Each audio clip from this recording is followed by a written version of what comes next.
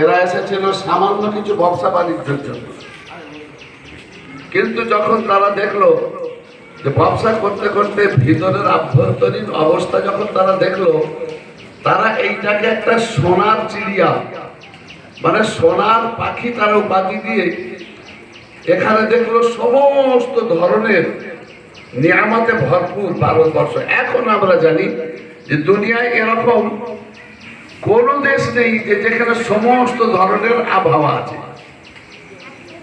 সমস্ত ধরনের আবহাওয়া। আপনি রাশিয়াকে খুঁজবেন, আমাদের পাহাড় পর্বতে চলে যান হিমালয়, হ্যাঁ, বাকি ইরান আরব দেশের তেলের যে খনি, আমাদের ভারতবর্ষের তেলের খনি গ্যাসের খনি ছড়িয়ে আছে।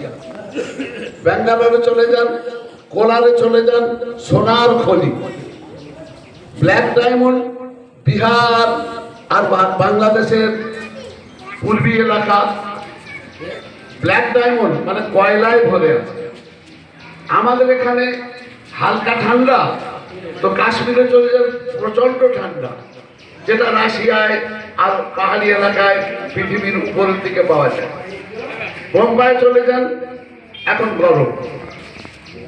তো আমাদের ভারতবর্ষকে ওরা দেখলো যে জায়গাটা এত সুন্দর, এইটাকে কোন রকমে যদি আমরা কবজা করতে পারি তো তাহলে আমাদের ভবিষ্যৎ হয়ে যাবে।